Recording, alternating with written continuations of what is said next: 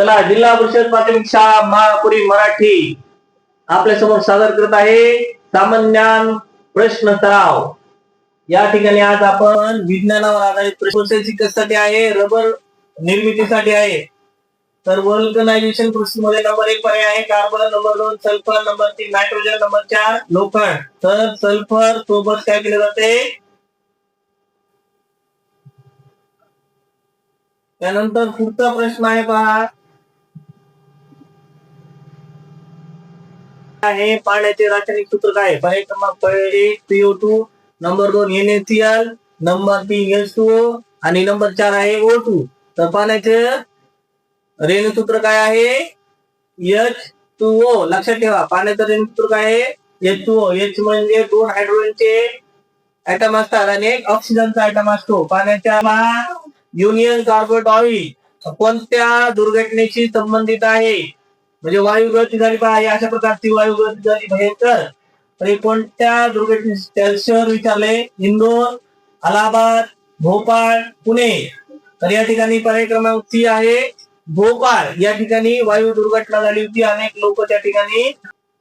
पुढचा प्रश्न काय सांगतो आपल्याला, वनस्पतीमध्ये पाणी आणि खनिजे वॉटर अँड मिनरल चे वहन कशाद्वारे होते?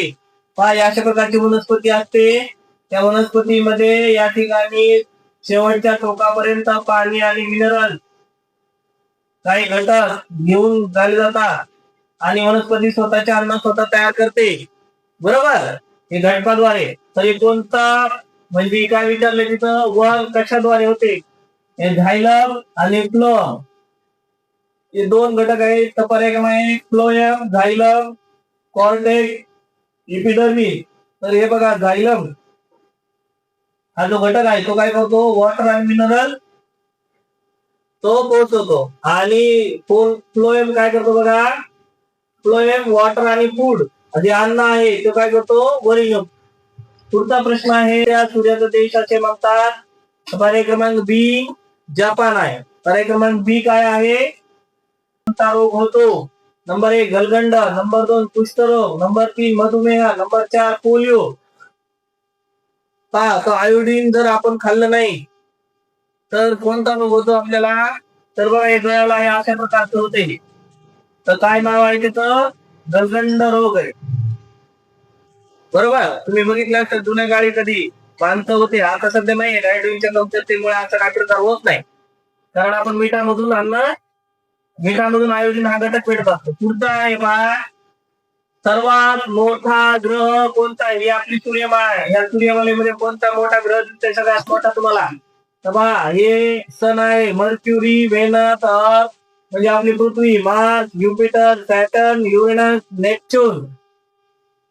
हे जो सगळ्यात मोठा ग्रह दिसतोय बघा आपल्याला, हा कोणता दिसतोय आपल्याला? हा घटक ज्युपिटर। त्या ज्युपिटरला नाव आहे बृहस्पती। काय नाव आहे? बृहस्पती। पृथ्वी नाही, युरेनस पण नाही आणि शुक्र पण नाही, सगळ्यात मोठा जो ग्रह आहे बृहस्पती आहे। पुढचा आहे, पृथ्वीचा सर्वात आतला भाग गाभा कशापासून बनलेला आहे? बघा, हे पृथ्वी आहे आणि या पृथ्वीचा जो आतला भाग आहे, तो आतला भाग कशाने बनलेला आहे? बरोबर, हा आतला भाग कशाने बनलेला आहे सांगा? तांबे आणि जस्त, निकेल आणि तांबे, लोखंड आणि जस्त, लोखंड आणि निकेल।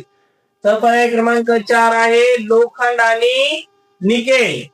पुढचा प्रश्न आहे पहा, 10वा, आता कोणता प्राणी आहे जो एकाच वेळी दोन वेगवेगळ्या दिशांना पाहू शकतो? म्हणजे इकडे पण पाहू शकतो आणि इकडे पण पाहू शकतो, असा कोणता प्राणी आहे? नंबर 1 साप, नंबर 2 सरडा, नंबर 3 बेडूक आणि नंबर 4 वाघ। पहा, याच्यामध्ये हे सगळ्यांना डोळे, पण एकाच वेळी तो इकडे पण पाहू शकतो, इकडे पण पाहू शकतो, असा कोणता प्राणी आहे या 4 पैकी? चला, तर आपण सांगू शकतात,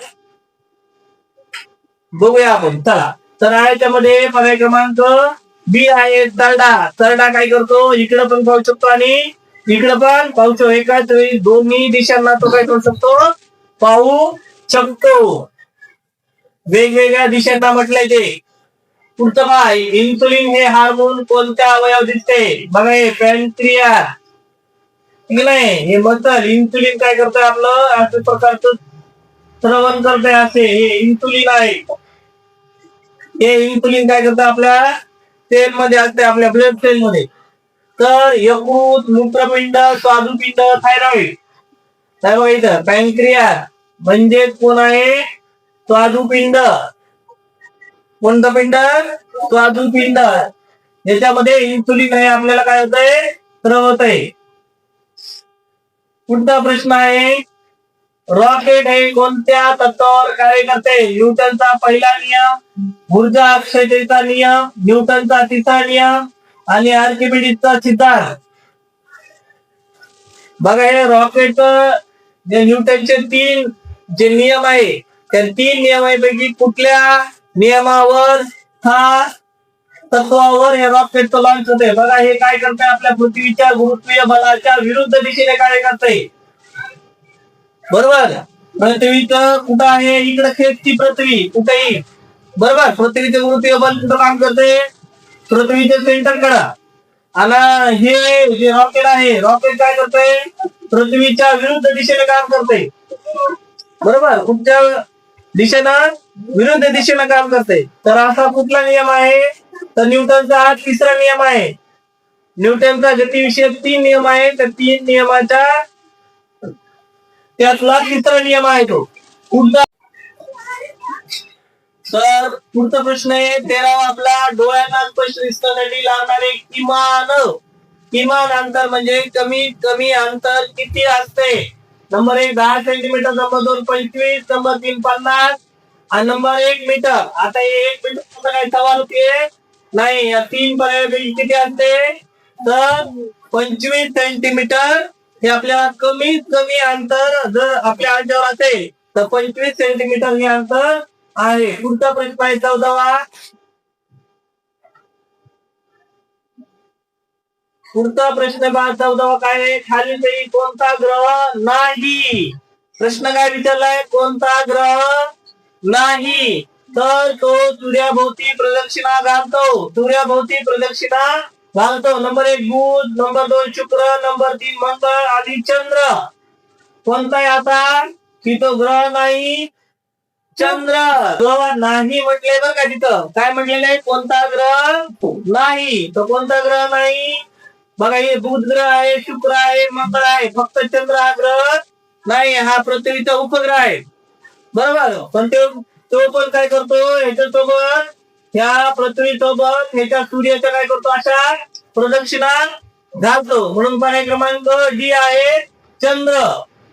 पुढचा आहे भारतातील सर्वात उंच इमारतीचे नाव काय? भारतातील सर्वात उंच इमारत ही आहे.